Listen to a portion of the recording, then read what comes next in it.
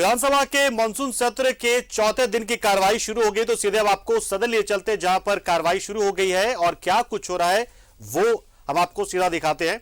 दीपिका पांडे सिंह अपनी बात रख रही हैं, वो सुना रहे हैं आपको। लोगों को आवास की सुविधा कैसे दिलाई जाए, क्योंकि जो गरीब गांव में रह रहे हैं वो जरूर, जिनको आवास नहीं है वो गैर मजरूआ जमीन पे रह रहे हैं या कम जगह पर रह रहे हैं, और कई बार जो आहारता तय किया गया है सरकार के द्वारा, भूमिहीन होने की वजह से उन्हें सीधे लाभ नहीं मिलता है।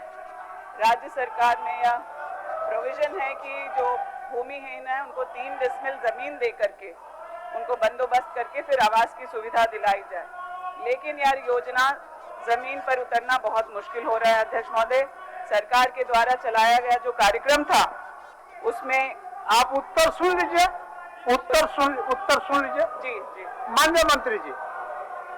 महोदय, प्रधानमंत्री आवास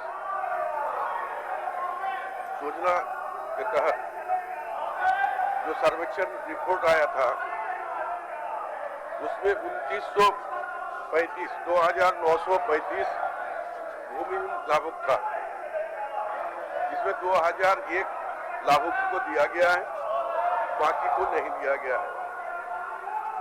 दिनांक 21/12/2017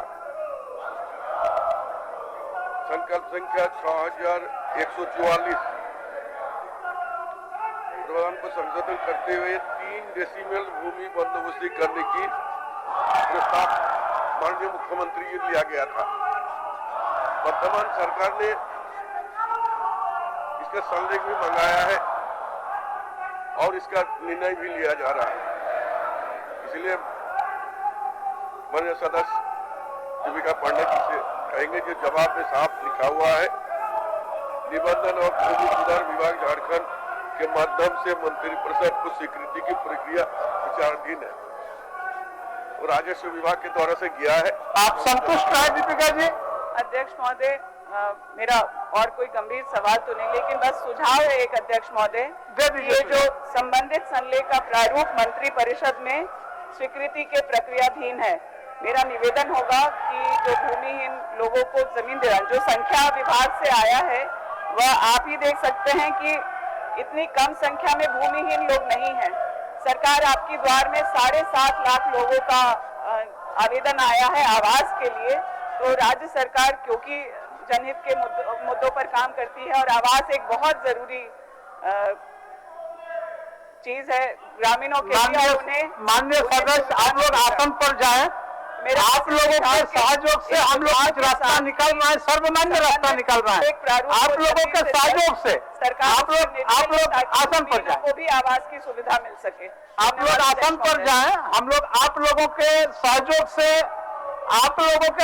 से सर्वमान्य रास्ता निकल रहा है। राज सिन्हा जी, ओझा जी को फॉलो नहीं करिएगा। श्री प्रदीप यादव जी, माननीय सदस्य प्रदीप यादव जी, बुला लेंगे। अध्यक्ष महोदय, मेरा जो प्रश्न है वो ग्राउंड वाटर लेवल से लेकर के है, जिसकी चिंता केवल झारखंड ही नहीं, मुझे लगता है उसके लिए पूरी दुनिया चिंतित है।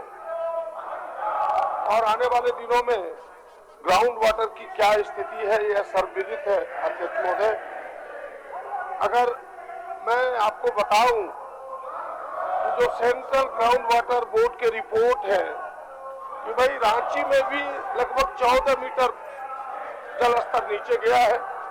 रांची, धनबाद, पाकुड़ सारे जगह, और गोड्डा और बड़हरवा की स्थिति तो ऐसे कि 52 फीट नीचे पानी गया है अध्यक्ष महोदय। लेकिन मुझे ऐसा लगता है कि सरकार ने, यानी विभाग ने कह सकते हैं, इस प्रश्न को सतही तौर पर विचार किया है। ये प्रश्न की गंभीरता है, बड़े सतही तौर पर उन्होंने लिया है, इसकी व्यापकता में जाने का प्रयास नहीं किया है। लेकिन फिर भी जो हमारे हाथ में उत्तर है विभाग की ओर से माननीय मंत्री जी ने जो हमें उत्तर दिया है, उसी उत्तर के संदर्भ में दो बातें कहनी है मुझे। पहला प्रश्न तो ये है कि भाई विभाग ने कहा है कि सरकार द्वारा प्रत्येक पंचायत में रूटीन वर्क के तौर पर प्रतिमाह 2 अदर ट्यूबवेल के जलस्तर की मापी से संबंधित प्रतिवेदन सूचना प्राप्त किया जाता है। कतिपय प्रमंडलों से प्राप्त प्रतिवेदन से यह स्पष्ट है कि माह जून जुलाई के जलस्तर में कोई उल्लेखनीय गिरावट नहीं आई है। मेरा सीधा प्रश्न अध्यक्ष महोदय कि सरकार हमें यह बताए कि आज की तारीख में सेंट्रल ग्राउंड वाटर बोर्ड की रिपोर्ट क्या है, क्या यह विभाग या सरकार के पास उपलब्ध है? दूसरा, विभाग के पास ग्राउंड वाटर लेवल की जांच की अथॉरिटी एजेंसी क्या है, जिस आधार पर माननीय मंत्री उन्होंने दिया है? माननीय मंत्री जी। अध्यक्ष महोदय, ये माननीय वरिष्ठ सदस्य प्रदीप यादव जी को जवाब उपलब्ध करा दिया गया और उसमें डाटा भी उपलब्ध करा दिया गया है कि बहुत ज्यादा गिरावट जो ग्राउंड वाटर लेवल में अप्रैल से लेकर जुलाई तक का डाटा उपलब्ध करा दिया गया है। और इन्होंने स्वीकार भी किया है कि जवाब में इन्हें प्राप्त हुआ है कि प्रत्येक पंचायत में 2 नलकूपों का वाटर लेवल जांच किया जाता है और उसी से एक अनुपात निकालकर और पूरे पंचायत का डाटा तैयार किया जाता है, प्रखंड का डाटा तैयार किया जाता है और जिले का और राज्य का डाटा तैयार किया जाता है। तो जो डाटा अप्रैल में 12.16 था रांची में, वो जुलाई में 14.02, जिसको बहुत अधिक गिरावट नहीं कहा जाएगा, बहुत ज्यादा वाटर लेवल नीचे नहीं गया है, जिससे कि बहुत ज्यादा किल्लत हो पानी की। और हमारा विभाग ही इसकी जांच करता है और विभाग ही रिपोर्ट बनाता है। और कुछ पूछना है प्रदीप जी? अध्यक्ष महोदय, मेरा सीधा प्रश्न है कि ये तो विभाग के इन्होंने उत्तर दिए, उस आधार पर भी कहा इन्होंने कि 2 मीटर पानी नीचे गया रांची जिले का, इन्होंने कहा। मैं आपकी विभाग, क्या सरकार के पास जो ऑथेंटिक सोर्स है, जो इस वाटर लेवल की माप करता है, जो सेंट्रल ग्राउंड वाटर बोर्ड या फिर राज्य सरकार ने भी बनाने का प्रयास किया था ग्राउंड वाटर लेवल जांच के लिए, उसके रिपोर्ट क्या है, ये मैं सरकार से जानना चाहता हूँ। विभाग के द्वारा ही लोकतंत्र का रक्षा है। प्रत्येक पंचायत में यही लोकतंत्र का रक्षा है। वाटर लेवल की जांच कराई जाती है, स्वतंत्र है, उसी के अनुसार माननीय सदस्य है, रिपोर्ट तैयार किया जाता है और वही रिपोर्ट प्रस्तुत किया गया है। सेंट्रल वाटर बोर्ड का कोई रिपोर्ट अभी हमारे पास उपलब्ध नहीं है, अगर कोई रिपोर्ट आएगा तो जरूर उपलब्ध कराते हैं। ठीक, अध्यक्ष महोदय ठीक कहा है, आप सब चीज को रस्म करना चाहते हैं, ये ठीक थोड़ा है। आपको अभी नहीं है, स्वीकार कर लिए। अरे नहीं है तो मतलब नहीं है, उसको जैसे होगा आपको उपलब्ध करा देंगे। हम उपलब्ध करके क्या करें, उसका घर में अचार बनाएंगे? आप मेरी बात तो समझिए भाई, हमें चिंता है इस राज्य के ग्राउंड वाटर लेवल का कि भाई वो ग्राउंड वाटर लेवल गिरा है। मैं चुनौती के रूप में कह रहा हूँ, केवल सरकार 2 नलकूपों की जांच करा के कह देने से नहीं होगा। आप भी एहसास करते होंगे कि आज अधिक से अधिक चापाकल फेल हो रहे हैं ग्राउंड वाटर लेवल गिरने के कारण, इसलिए तो हम उस रिपोर्ट को मांग रहे हैं। अध्यक्ष महोदय, मैं ये कहना चाहता हूँ अपने प्रश्न के माध्यम से कि भाई स्टेट ग्राउंड वाटर लेवल के लिए सरकार ने एक मैनेजमेंट कंट्रोल और रेगुलेशन एक्ट बनाने का प्रयास किया था 2019 में, भाई इसका संरक्षण होगा ग्राउंड वाटर लेवल का। क्या वह एक्ट सरकार ने बनाई है जिससे कि ग्राउंड वाटर लेवल की हम रक्षा कर सके? ठीक, माननीय मंत्री। बहुत सारी योजनाएं चलाई जा रही है जिसके माध्यम से ग्राउंड वाटर लेवल को मेंटेन रखने का पूरा प्रयास किया जा रहा है। माननीय सदस्य भी जानते हैं कि मनरेगा के माध्यम से भी बहुत सारी योजनाएं चलाई जा रही हैं जिससे हम वाटर लेवल को मेंटेन रख सके। अभी स्वच्छ भारत मिशन की जो योजना है सॉकपिट बनाने की, उस सॉकपिट के माध्यम से भी और अन्य माध्यमों से, और आज के दिन में जो स्थिति है पूरे राज्य की, तो हमारे पूरे राज्य में 4,40,000 चापाकल है और उसमें 3,63,000 चालू स्थिति में जिससे पानी लोग जाता है। और अध्यक्ष हम जो प्रश्न को पूछ रहे हैं कि भाई ग्राउंड लेवल वाटर के सुरक्षा के लिए क्या राज्य सरकार ने कोई अधिनियम नामित किया है, बनाया है, जिससे कि हम उसको कह सके कि हमारे पास यह एक्ट है जिस एक्ट से हम ग्राउंड लेवल वाटर की सुरक्षा करेंगे? हमारे पास आज तक कोई कानून नहीं है। क्या सरकार इसकी जानकारी दे सकती है? मेरा प्रश्न ये है। ये प्रश्न माननीय मंत्री जी बताया, माननीय मंत्री जी अगर कोई कानून है तो बता दीजिए, नहीं है तो बनाना पड़ेगा। जल संरक्षण कानून तो है, सभी लोग जान रहे हैं कि जल संरक्षण करना, और हमारे राज्य में मनरेगा के माध्यम से बहुत सारी ऐसी योजनाएं चलाई जा रही है जिससे जल को संरक्षित किया जा सके, वाटर लेवल मेंटेन किया जा सके।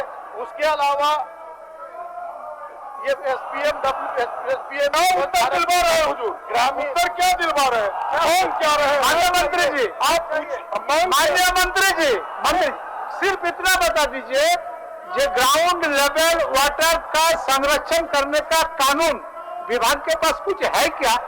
अगर है तो ठीक है, नहीं है तो बता दीजिए, नहीं है बनाएंगे। देखिए, जो प्रश्न माननीय सदस्य के द्वारा लाया गया, माननीय सदस्य प्रश्न अगर आपको पूरक पूछ रहे हैं, पूरक प्रश्न में अभी हमारे पास ऐसी जानकारी नहीं है कि कानून तो मैंने कहा कि जल संरक्षण तो अति आवश्यक है सभी जगह, लेकिन इसके लिए पार्टिकुलर क्या कानून है, पर्टिकुलर कानून क्या है, इस पर्टिकुलर कानून के बारे में मुझे अभी जानकारी नहीं है। जो कानून है कि जानकारी अध्यक्ष महोदय, केवल जानकारी नहीं रहने से नहीं होगा। हम तो इसीलिए आए हैं सरकार को जानकारी देने के लिए कि 2019 में जल संरक्षण, भू जल संरक्षण के लिए एक्ट बना, उसके ड्राफ्ट हुए, उसके स्टेट स्तर की ऑथोरिटी तय करने का निर्णय हुआ। सरकार अब तक नहीं बनाई है। सरकार कब तक बनाएगी? क्योंकि मेरे पास उसके प्रमाण है, मैं इन प्रमाण को आपके पास भेज सकता हूँ जिसको आप बात बनाए। यही तो सर, हम जनप्रतिनिधि हैं। जो बातें अनछुपी है, जो सरकार की जानकारी में नहीं है, सरकार अपनी प्रतिष्ठा पर ले लेता है। सरकार को यह लेना चाहिए कि कोई अगर प्रतिनिधि हमें बताता है तो उसे ग्राह्य करना चाहिए और उस दिशा में सकारात्मक बताए कि हम इसकी जानकारी लेके जल्दी इसका गठन करेंगे। आपके पास, क्योंकि यह चिंता, अध्यक्ष महोदय, यह चिंता मेरी नहीं है, पूरा विश्व चिंतित है। और आपने देखा था कई लोग भविष्यवाणी करते हैं कि आने वाला विश्व युद्ध होगा तो पीने के पानी के लिए होगा, और पीने का पानी सतही जल पर ही मिलता है, भूजल ही मिलता है अध्यक्ष महोदय। इसलिए मैं आपसे आग्रहपूर्वक कह रहा हूं कि यह विषय जितनी गंभीरता से सरकार और विभाग को लेना चाहिए था, इन्होंने केवल नलकूप दिखा करके सतही तौर पर उत्तर देने का प्रयास किया है। मैं अंतिम में आग्रह करूंगा कि इस गंभीरता को ले, यह एक छोटा प्रश्न नहीं है, ये राज्य के हित में बड़ा प्रश्न है, और बड़े प्रश्न को उस रूप में ले, उसके डेप्थ में जाए, सतही तौर पर उसके उत्तर न दे। बस इतना ही आग्रह करते मैं आपके कागज भेजवा दीजिए। महोदय, हो गया। जो प्रश्न माननीय सदस्य बहुत बड़ी सदस्य है, बहुत बड़े विद्वान है, बहुत विद्वान है, मैं इनका सम्मान करता हूं, लेकिन जब प्रश्न पूछे तो जो प्रश्न पूछे, जो इन्होंने अभी पूरक पूछा है, उसका भी ये जिक्र अपने मूल प्रश्न में कर सकते थे।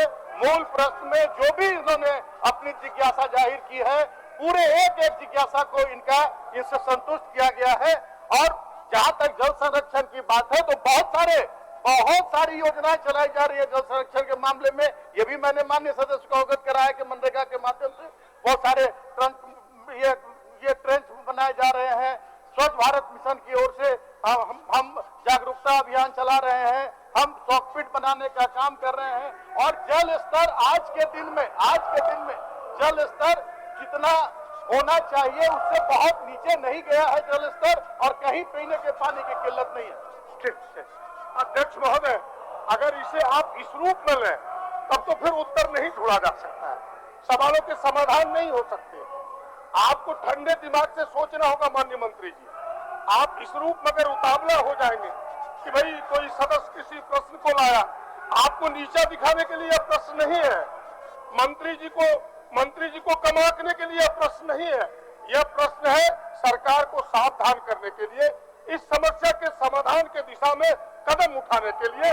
और इसलिए इतनी चीजें आपके सामने परोसा जाता है, इसलिए इतनी चीजें आपके सामने रखा जाता है। इस गंभीर को आप संसदीय कार्य मंत्री महोदय, माननीय सदस्य प्रदीप यादव जी, अब पूछने का आशा है कि जल स्तर जो है नीचे गिर गया, और उनका कहना है कि 2018 और 19 में एक नियम बनाया गया था।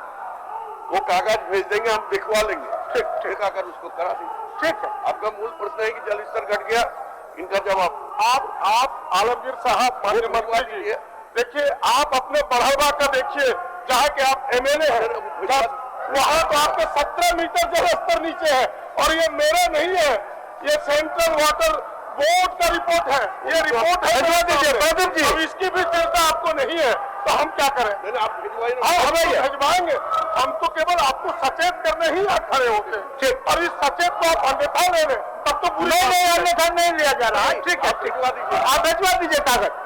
माननीय सदस्य पूर्णिमा नीरज सिंह, माननीय सदस्य पूर्णिमा नीरज सिंह।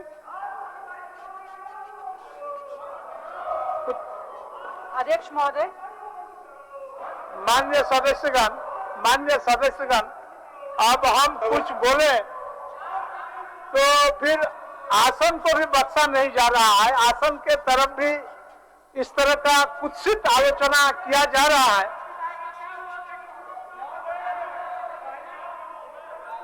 हो रहा है। वो बात हुआ, आपका प्रतिनिधि मंडल मेरे कार्यालय में गए थे। नहीं, वो नहीं, उसका भी हो रहा है, अभी हम लोग करेंगे। चलिए, तो फिर हम आपसे आग्रह करते हैं, कल भी बोले थे कि हमने बार बार आपको आग्रह किया, हमारा आग्रह को भी ठुकरा दिए जाते हैं, कभी कभी हमको भी डांट देते हैं, ये भी ठीक नहीं है। जबकि आपको हमने कहीं नहीं रोका है, विरोध करने के लिए कहीं नहीं रोका है, आलोचना समालोचना करने के लिए कभी नहीं टोका है, फिर भी आपने इस तरह का हमरे पर भी आरोप लगाने से चूकते नहीं है। बड़ा दिक्कत है। इसलिए आज हम मन बना लिया है कि हम कुछ बोलेंगे ही नहीं, और सदन और सारे लोग इस विषय को देखें और लोग अपना मन में विचार करेंगे, या तो आसन गलत कर रहा है या किन के द्वारा गलती हो रहा है, इसका विचार लोग करेंगे। अब हम किससे ज्यादा क्या बोल सकते हैं। चलिए पूर्णिमा जी। अध्यक्ष महोदय, मेरा प्रश्न परिवहन विभाग से है, और ये जो गाड़ियों पे हाई सिक्योरिटी रजिस्ट्रेशन प्लेट्स होती हैं उनको लेकर है कि जो नई गाड़ियां हैं उनको HSRP प्लेट्स मिल जाती हैं, लेकिन जो पुरानी गाड़ियां निबंधित होती हैं उनको HSRP प्लेट्स नहीं दी जाती हैं। तो विभाग द्वारा जो जवाब उपलब्ध कराया गया है उसमें कहा गया है कि इसकी निविदा 2012 में निकाली गई थी। MS एग्रोस प्राइवेट लिमिटेड जो कंपनी थी उसको L1 मिला था, कंपनी ने काम नहीं किया और 2012 में ही रद्द करके उसे 5 साल के लिए जो है प्रतिबंधित भी कर दिया गया। 2012 से 2017 तक वो प्रतिबंधित रहा। पिछले 10 साल में विभाग ने इस पे जानकारी उपलब्ध करना नहीं चाहा और ये मामला आर्बिट्रेशन ट्रिब्यूनल में भी चला गया। लेकिन अध्यक्ष महोदय, मेरा कहना यह है कि ये जो मामला है इसमें निबंधन से संबंधित नहीं है, नियुक्ति बहाली से संबंधित नहीं है, एक निविदा से संबंधित है, और लोगों को परेशानी हो रही है, गाड़ियां चोरी हो रही हैं, तरह तरह की बातें होती हैं, और सुरक्षा को भी लेकर ये ठीक नहीं है। हाई सिक्योरिटी रजिस्ट्रेशन प्लेट होना चाहिए। उसके बावजूद पिछले 10 सालों में लोगों ने नहीं किया, इनकी सरकार ने नहीं किया। अध्यक्ष महोदय, हमारी सरकार को तो इस पे संज्ञान लेके और जो पुराने जिनके पास वाहन है उनको ये सुविधा उपलब्ध कराई जानी चाहिए। माननीय मंत्री जी। अध्यक्ष महोदय, सवाल 2012 से है और हम समझते हैं महोदय ये अंतिम कोहर है। ये बहुत गांधी दर्शन का 4 पन्ना हम सुबह पढ़ के आया है, और जो प्रेशर का टेबलेट रात को लेते थे सुबह ले लिया है महोदय। चलिए मंत्री जी जवाब दीजिए। जो सदस्य ने उठाया है ये पुराना है और निविदा भी हुआ था, MU भी हुआ था, फिर रद्द भी किया गया। उसका बाद महोदय आर्बिट्रेशन ट्रिब्यूनल में चल गया है और इसमें बड़ा अंतिम क्षण में है और बहुत जल्दी इसको शीघ्र समाधान भी किया जाएगा। चलिए, आपके सवाल। अध्यक्ष महोदय, क्या मंत्री जी के कहने का ये मतलब है कि बहुत जल्दी नई निविदा फ्लोट की जाएगी? जी वही। मंत्री जी बोल लीजिए, खड़ा होके। ठीक है, चलिए, बहुत जल्दी चलिए। किया जाएगा। माननीय सदस्य प्रोफेसर स्टीफन मरांडी जी, माननीय सदस्य प्रोफेसर स्टीफन मरांडी जी।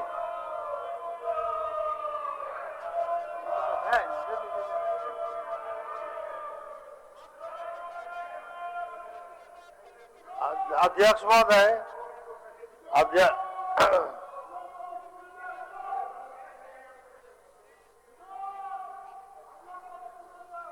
अध्यक्ष महोदय, ये कार्रवाई राजस्व की क्षति का सवाल है, इसलिए हम चाहते हैं कि उपायुक्त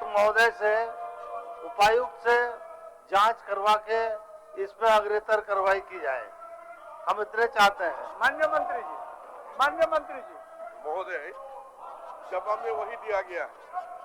महोदय, माननीय सदस्य प्रोफेसर स्टीफन मरांडी जी का जो प्रश्न था कार्यपालक अभियंता धनबाद के विशेष प्रमंडल के, और जैसे ही हम लोग को सूचना मिला है, हम लोग डीसी को उस पर लिखे हैं, योजना का नाम देकर उस पर त्वरित कार्रवाई किया जाए, और माननीय सदस्य भी वही चाहते हैं जी। श्री तारांकित श्री रामदास सोरेन हो गया। श्री रामदास सोरेन तारांकित। अध्यक्ष महोदय, हमारा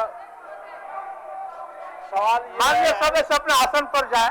माननीय सदस्य थोड़ा आसन पर जाए। अध्यक्ष महोदय, पूछिए।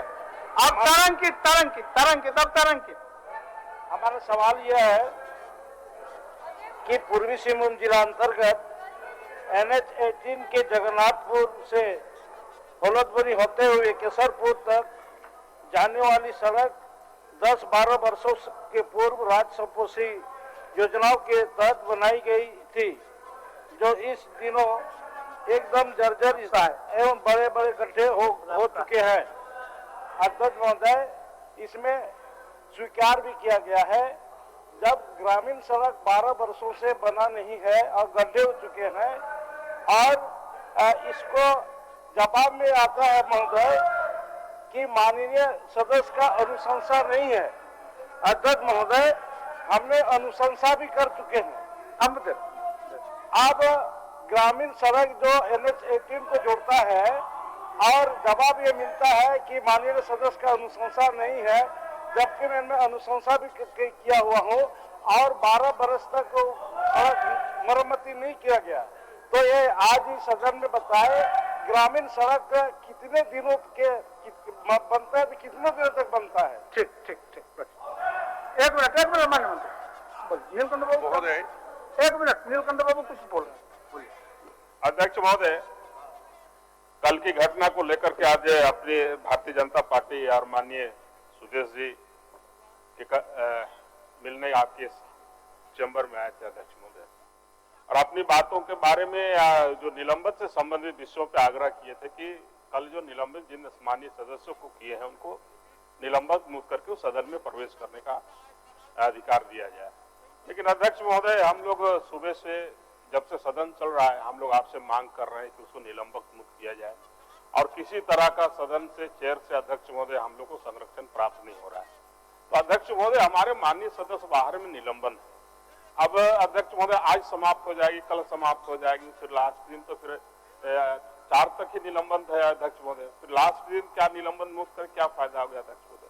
सदन की जो कार्रवाई है अध्यक्ष महोदय, सदन में जो चल रहा है लास्ट दिन का तो निलंबन नहीं है। भावनाओं को अध्यक्ष महोदय, जिन जिन विषयों को रखना चाह रहे हैं माननीय सदस्य, वो विषयों से वंचित हो रहे हैं अध्यक्ष महोदय। इसलिए अध्यक्ष महोदय, यदि आपके द्वारा कोई नियमन नहीं आता है कि उनको निलंबन मुक्त किया जाए, तो हम लोग यहाँ बैठ करके अध्यक्ष महोदय क्या करेंगे अध्यक्ष महोदय? आप विपक्ष की आवश्यकता ही नहीं पड़ता, आपको विपक्ष की आवश्यकता ही नहीं है। आप थोड़ा पेशेंस तो रखिए, थोड़ा धैर्य रखिए नीलकंठ बाबू। विषय आ गया है, हम कर रहे हैं। विपक्ष के बिना माननीय मंत्री जी, तो आप लोग क्या करेंगे अध्यक्ष महोदय? माननीय मंत्री जी, उनका जवाब। महोदय,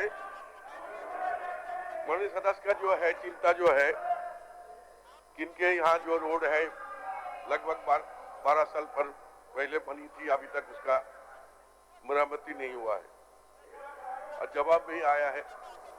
अन्य सदस्य सिर्फ आग्रह करना चाहेंगे कि आप अनुशंसा प्राप्त नहीं हुआ विभाग में, जो चिट्ठी हम देख रहे हैं, तो आपको अनुशंसा दे दीजिए, इसी वित्तीय वर्ष हम करा देंगे। पहली प्रायोरिटी अनुशंसा भेज दिया गया है, 2 महीना पहले ही भेज दिया गया है। 2 महीना पहले भेजा गया है। उसका कारण है कि अभी इस बार का जो है चेंज हो रहा है, इसके लिए स्वीकृति नहीं हुआ है, इसीलिए फर्स्ट प्रायोरिटी में उसी रोड को करने का हम काम करेंगे। हो गया, ठीक, चलिए। माननीय सदस्य अमर कुमार बावरी जी, श्री नीलकंठ सिंह मुंडा जी, केदार हाजरा जी, श्री कमलेश कुमार सिंह जी। अध्यक्ष महोदय, हमारा प्रश्न है कि जपला से नवीनगर पथ लंबाई 15.575 किलोमीटर पथ निर्माण विभाग के अस्तित्व में है। यह पथ झारखंड एवं बिहार के बीच अंतर्राज्यीय पथ है। भारी वाहनों के परिचालन में अव्यवस्था में सड़क जो है भारी क्षति हुई है। केंद्रीय निरूपण संगठन द्वारा सूचित डीपीआर का तकनीकी रूप से समीक्षा एवं आवश्यक संशोधन किया जा रहा है, जिसके पश्चात बजटीय प्रबंध के आलोक में प्रशासनिक स्वीकृति की कार्रवाई की जा रही है। अध्यक्ष महोदय, हमारा कहना है, इसके पहले भी यह प्रश्न हम उठा चुके हैं। यह रोड जो है करीब करीब चलने लायक ही नहीं है। वहां पर अध्यक्ष महोदय कॉलेज है, वहां पर बच्चियों लोग जाती है, आए दिन एक्सीडेंट होते रहता है और हम कई बार विभाग को चिट्ठी भी दिए हैं और बार बार आश्वासन मिलता है कि बहुत जल्दी हम इसको प्राक्कलन तैयार करके ठीक कर लेंगे। हमारा माननीय मंत्री जी से पूछना है कि प्राक्कलन कितना दिन में आप ठीक कीजिएगा, माने 1 साल, 2 साल, 5 साल या फिर अगला विधान। माननीय मंत्री जी, अध्यक्ष महोदय, माननीय की जो चिंता है, यह पथ विभाग के संज्ञान में है अध्यक्ष महोदय, और खुद ही जो आंसर था वो बता रहे थे कि डीपीआर और टेक्निकल समीक्षा वगैरह की कार्रवाई चल रही है अध्यक्ष महोदय। इस रोड की सुदृढ़ीकरण की बात माननीय सदस्य ने की है। इसमें स्ट्रेंथनिंग के साथ साथ वाइडनिंग भी और ब्रिजिंग भी, उसका भी काम है अध्यक्ष महोदय। 3 पुल भी बनने हैं और अति महत्वपूर्ण पथ है अध्यक्ष महोदय। और इन्होंने जो कहा है कि 22-23 में ही सुदृढ़ीकरण की कार्रवाई, तो सुदृढ़ीकरण के साथ साथ चौड़ीकरण और ब्रिजिंग का भी काम इस वित्तीय वर्ष के अंत तक कर दिया जाएगा, शुरू कर दिया जाएगा अध्यक्ष महोदय। अब संतुष्ट हो जाना चाहिए कमलेश जी। अध्यक्ष महोदय, माननीय मंत्री जी से जो भी बोले कि इस वित्तीय वर्ष में हम कर देंगे, इस वित्तीय वर्ष के अंत तक, तो क्या इसको हम सही रूप से मंत्री जी बोल रहे हैं कि हो जाएगा? हाँ, क्या जी, इसके पहले भी बहुत आश्वासन मिला है अध्यक्ष महोदय कि आप उनका शंका दूर कर दीजिए माननीय मंत्री जी। शंका अध्यक्ष महोदय मेरी ये बात सुन लिया जाए। कुछ इसके पहले भी हमारा प्रश्न था, जो माननीय मंत्री जी द्वारा आश्वासन मिला कि बहुत जल्दी कर दिया जाएगा, 15 दिन में कर दिया जाएगा, लेकिन ये आश्वासन सिर्फ आश्वासन रहता है अध्यक्ष महोदय। वह बहुत ही आवश्यक रोड है, जिससे आए दिन उसमें 50 गांव का आवागमन ठप है अध्यक्ष महोदय। आपको हम जानकारी देना चाहते हैं कि यह पथ जो है नवीनगर से बिहार, झारखंड सीमा तक, बिहार तक, यह पथ बहुत ही आवश्यक पथ है। 50 गांवों का रोड है और कमर भर गढ़ा है अध्यक्ष महोदय। लेकिन इसके पहले भी दिए थे तो उस पर यही बोला गया था सरकार के द्वारा कि बहुत जल्द इसको हम ठीक करा देंगे, आप चिंता मत कीजिए। हमको चिंता नहीं है, लेकिन हम माननीय मंत्री जी से एक बात पूछना चाहते हैं कि क्या आपका जो आश्वासन है हम तो यही कहेंगे कि आप उनको एक बार अध्यक्ष जी बोला जाए कि सीरियसली हो, नहीं तो बाबा भी माफ नहीं करेंगे, इतना एक्सीडेंट होता है। थोड़ा इनका शंका दूर कर दीजिए, दूर कीजिए वहां से। अध्यक्ष महोदय, हम तो बढ़ा के कह रहे हैं, इन्होंने सुदृढ़ीकरण की बात कही।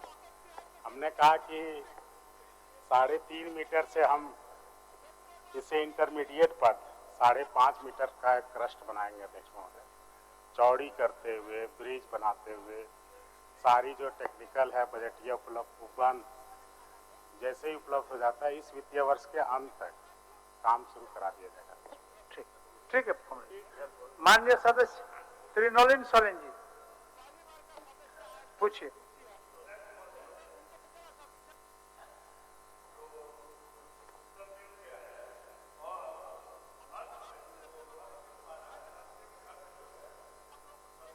टिकुट अंतर्गत आरयू रोड पथ मंगलपुर कदमा में पीएमजीएसवाई से 4 किलोमीटर बना है, लेकिन वो जो बना है जर्जर हो गया है और अभी चलने लायक भी नहीं है।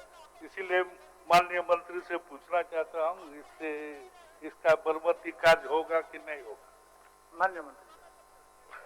प्रधानमंत्री मुख्यमंत्री आप सड़क योजना के तहत अगर आप लिखित रूप से देते हैं, अनुशंसा करते हैं, इस वित्तीय वर्ष में हम प्राथमिक आधार पर इसको कराने का हम करेंगे। इस वर्ष का जो हम लोग माननीय सदस्य अनुशंसा मांग रहे हैं, इसी रोड का आप कर दीजिए, इसको करा देते हैं। लेकिन और अंतिम वाला जो है कदमा झीली मिली जो कच्ची सड़क है उसका भी निर्माण उसी में होगा, इसी वित्तीय वर्ष में होगा। वो प्रायोरिटी है। आप जो पैसा हम लोग 10 करोड़ रुपया दिए हैं, 10 करोड़ रुपया में जो रोड आप प्रायोरिटी के आधार पर दीजिएगा हम करा देंगे, जो दीजिएगा कल करा देंगे। माननीय सदस्य श्रीमती सीता सोरेन।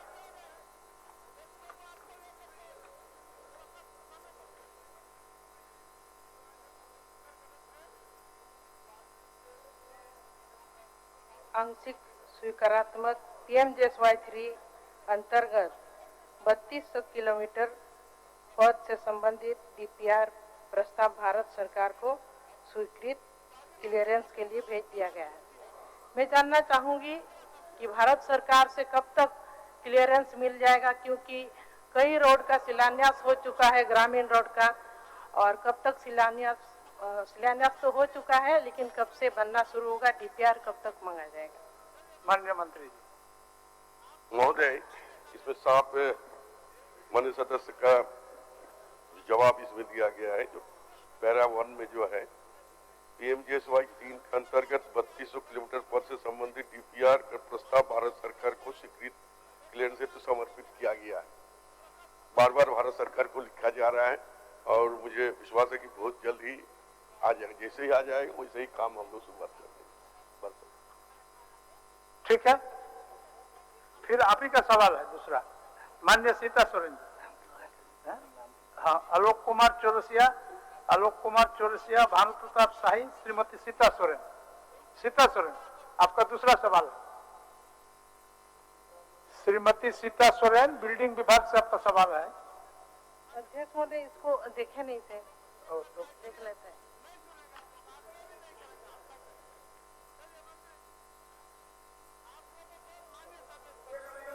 हम अगला पुकारते हैं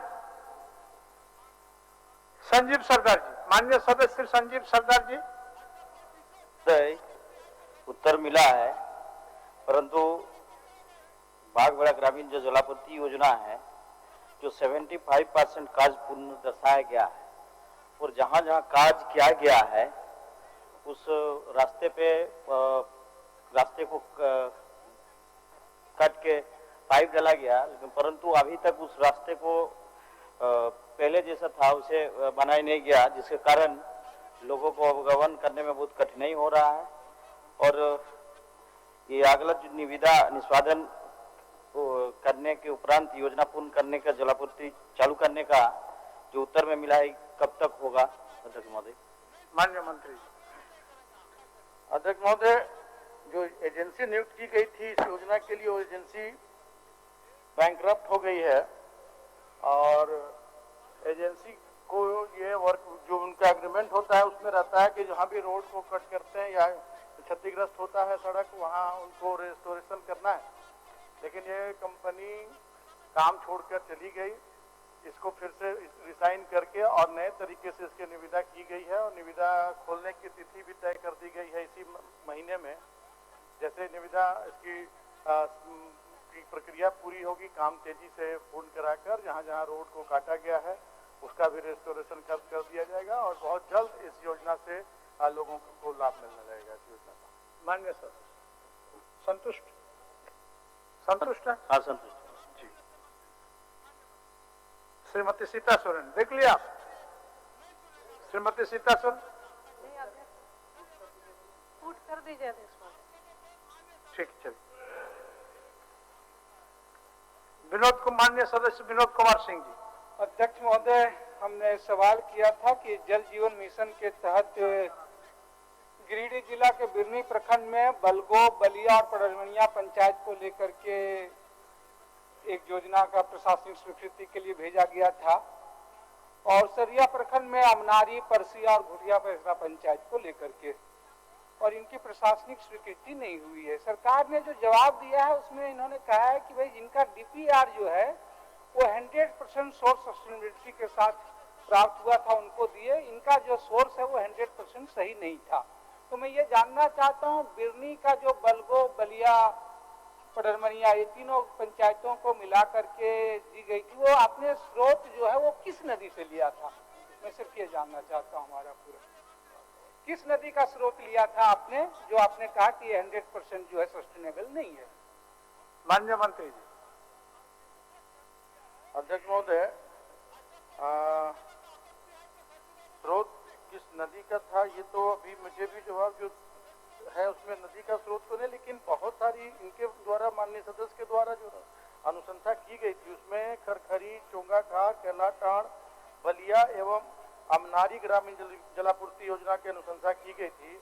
उसमें खरखरी, चोंगाखार, कैलाटाड़ ग्रामीण जलापूर्ति योजना की स्वीकृति प्रदान कर दी गई है। स्पेसिफिक किसी और गांव के बारे में पूछ रहा हूँ मंत्री जी, किसी और गांव की जानकारी आपका बता दीजिए। आपका जो प्रश्न है बलगो, पड़रमनिया पंचायत तथा सरिया प्रखंड के अमनारी, परसिया और घुटिया पेसरा पंचायत का सस्टेनेबिलिटी नहीं होने के कारण, और ये आ गया है मेरे पास दुर्गा नदी, इरगा नदी से इसका स्रोत माना गया था, लेकिन सस्टेनेबिलिटी 100% नहीं होने के कारण इन योजनाओं को एसबीएस सिंगल विलेज सिस्टम और उसको क्लस्टर के माध्यम से, एसबीएस के क्लस्टर के माध्यम से इन योजनाओं को पूर्ण करने का निर्णय सरकार ने, विभाग ने लिया। अध्यक्ष महोदय, सरकार कह रही है पहली बात कि स्रोत जो है वो सही नहीं था और ये करें एसबीएस, ये एसबीएस की बात कर रहे हैं तो इसके पहले ही बलगो पंचायत में चिरूडी गांव है और मैं 2005 में बना हूँ इस विधानसभा का सदस्य, उससे लेकर के अब तक मैं 10 से ज्यादा डीप बोरिंग उस गांव में करा चुका हूँ और जिस एसबीएस के माध्यम से कर रहे हैं वो सारे डीप बोरिंग वहाँ जो है सक्सेस नहीं हुए हैं। तब ये सवाल होता है कि जब उसी बलगो पंचायत में नदी है बराकर, तो आपने स्रोत जो है, क्योंकि जब डीपीआर एजेंसी गई उसने अपने मन से, गांव से, बाकी लोगों से कुछ सलाह नहीं लिया और वहां बगल की नदियां क्या सकती है, बराकर बलगो पंचायत से मात्र 2 किलोमीटर है उसकी सीमा से, तो आप स्रोत चेंज क्यों नहीं कर रहे हैं? बराकर से करके आप तीनों गांव को दीजिए। तो हमारा यही पूरा क्या उसकी फिर से स्रोत बदल करके बराकर नदी के माध्यम से उन बलगो पेयजल आपूर्ति योजना की जो है बलिया स्वीकृति देगी, नदी चेंज करें आप। बराकर नदी उतनी बेहतर नदी है, गिरिडीह जिले की सबसे बेहतर। मैं माननीय सदस्य को आश्वस्त करना चाहूंगा कि बहुत जल्द विभाग के वरीय अभियंताओं की एक टीम भेजकर और इसकी समीक्षा करा ली जाएगी अगर संभव होगा, क्योंकि गाइडलाइन भी है हमारा कि मैक्सिमम हमें सरफेस वाटर सोर्स से ही हमें जलापूर्ति करनी है। तो अगर बराकर नदी से सस्टेनेबिलिटी होगी तो निश्चित रूप से बराकर नदी से योजना, बड़ी योजना लेकर और जहाँ जहाँ इनके द्वारा अनुशंसा की गई है वहाँ पेयजल आपूर्ति की स्कीम वहाँ दी जाएगी। ठीक है विनोद। अध्यक्ष, मैं यही कहूंगा कि वहाँ बलगो पेयजल आपूर्ति आप स्रोत बराकर से लें और जो दूसरा सरिया में था उस पर जो दूसरा हमारा था कि उसकी आप फिर से स्रोत की जो है एक बार वेरीफाई कर लें, क्योंकि वो जो नदी है वहाँ पहले से जो योजनाएं चल रही है सरिया में, हम लोग भी वैकल्पिक रूप से देखे हैं कि उन सारी नदियों से वो बेहतर है। जो सरस्वती नदी में लिया गया है उसका सरिया का, वह उस नदी में सबसे ज्यादा बालू है, कहीं भी 7 फीट 8 फीट से कम बालू नहीं है। इसलिए एक बार फिर से सरकार उसकी भी रिव्यू कर ले। ठीक। जयप्रकाश भाई Patel, Shri Kamlesh Kumar Singh.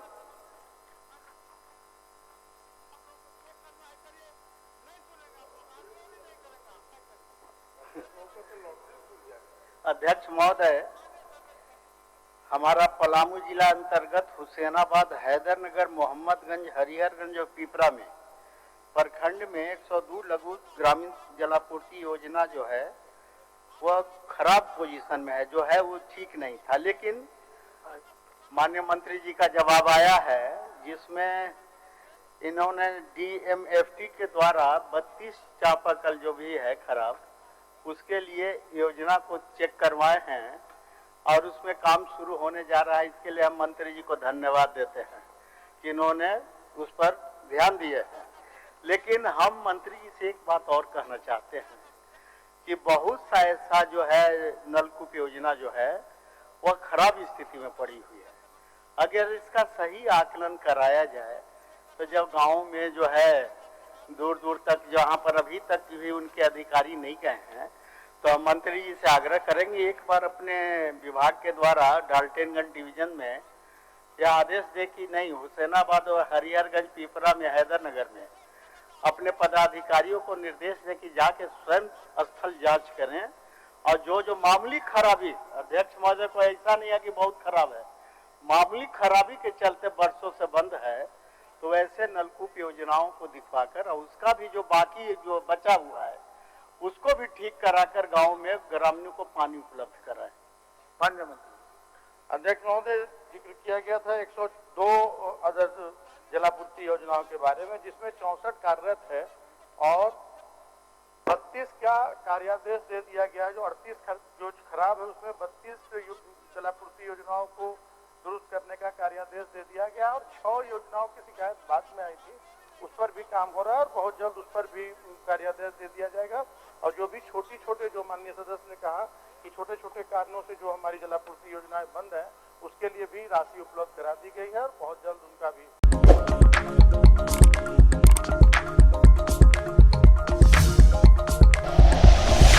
Like and share videos, subscribe करें हमारा चैनल और प्रेस करें बेल आइकॉन। News 11 भारत, सच है तो दिखेगा।